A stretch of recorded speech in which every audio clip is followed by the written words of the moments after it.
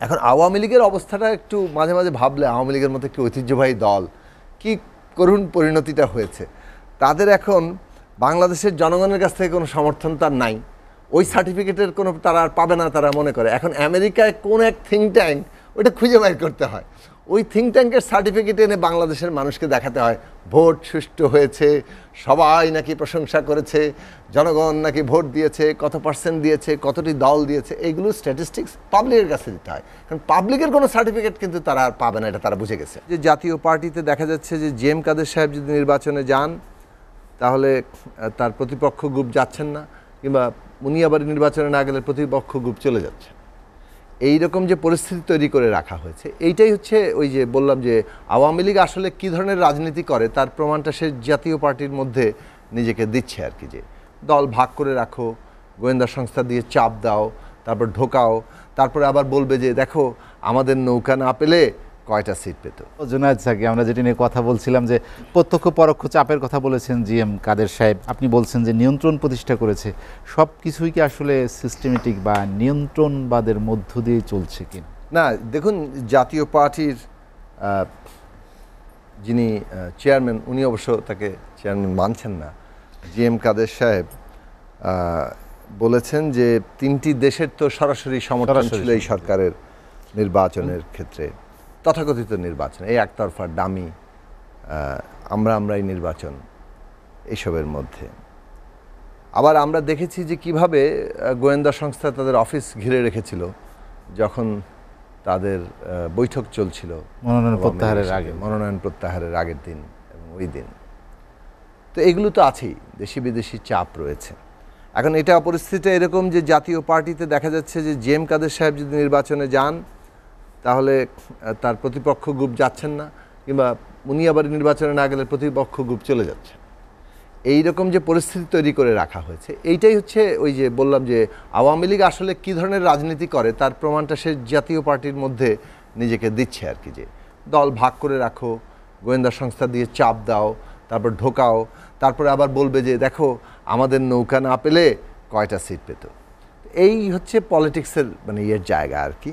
তো সেটা উনি ভালোই বলেছেন যে এখন মুখটুক মুছে ফেলেছে, যখন কাজে লাগার প্রয়োজন ছিল এখন আর কাজে লাগার প্রয়োজন নাই। জাতীয় পার্টি এখন লেফট ওভারে পরিণত হয়েছে, কারণ রাষ্ট্রশক্তিটাকে এমনভাবে তারা দখল করে নিয়েছেন যে এখন আর জাতীয় পার্টিটা না থাকলেও তাদের কোনো অসুবিধা নেই, তারা সেভাবেই মনে করেন।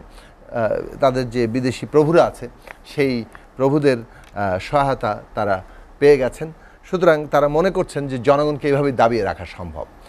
আর এখন আওয়ামী লীগের অবস্থাটা একটু মাঝে মাঝে ভাবলে আওয়ামী লীগের মতো একটি ঐতিহ্যবাহী দল কি করুণ পরিণতিটা হয়েছে।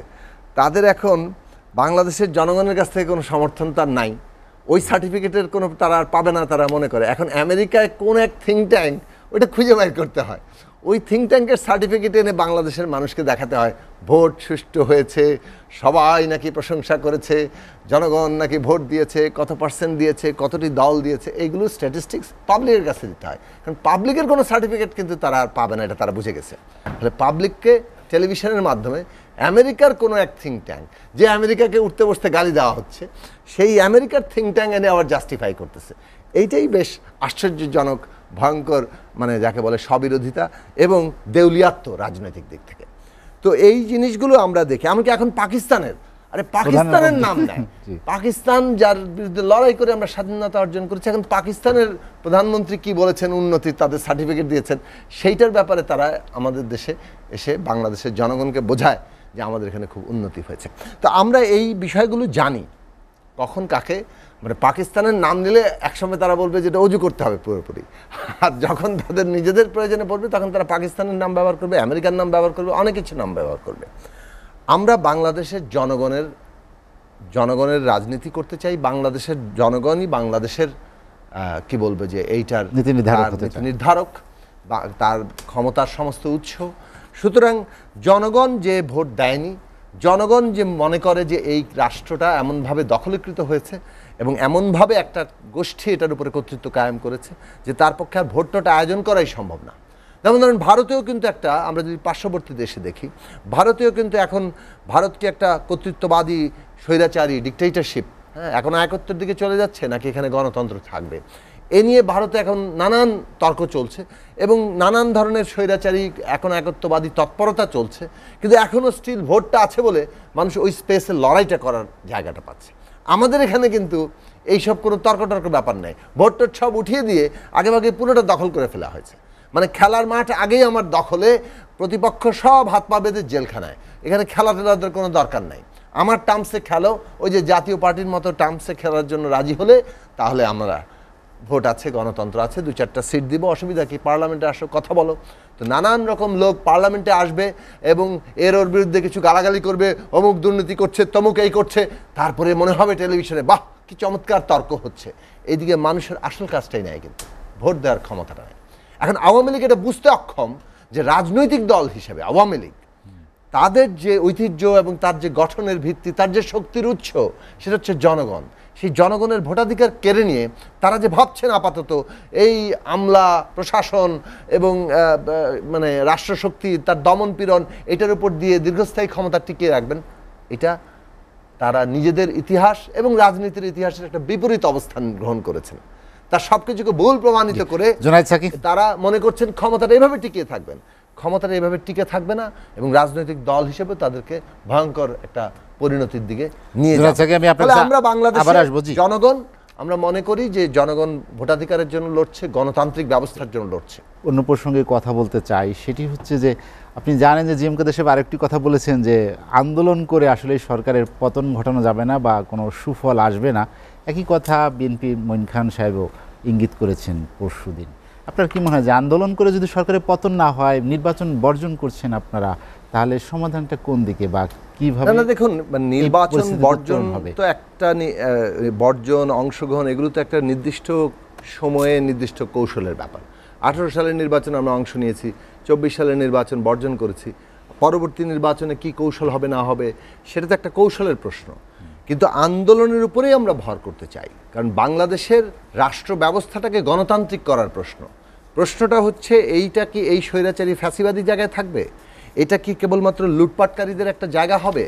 রাষ্ট্র ক্ষমতা ব্যবহার করে যারা এই এসালম গ্রুপ $1 বিলিয়ন নিয়ে যাচ্ছে, যার বিচারও পর্যন্ত তদন্ত পর্যন্ত ঠিকমতো হবে না, কিংবা পুলিশের আইজি থেকে একজন হাজার কোটি টাকা সম্পত্তি বানিয়ে ফেলছেন, সেগুলো সংবাদ মাধ্যমে আমরা দেখছি।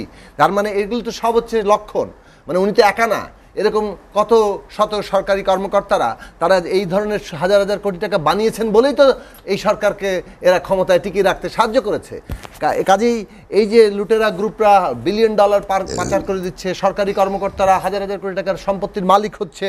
আজকে এসে আমরা দেখছি ওই যে কি বলে উপজেলা নির্বাচন, তাকে $1 লক্ষ জামানত, তার মানে নির্বাচন উঠিয়ে দিবে খালি কতিপয়। আওয়ামী লীগের হাতে তো অনেক টাকা জমেছে, তো তাদের প্রতিদ্বন্দ্বীরা দাঁড়াবে, সুতরাং খামোখা 10,000 টাকা থেকে 1 লাফে $1 লক্ষ, 10,000 টাকা কেন রাখবেন?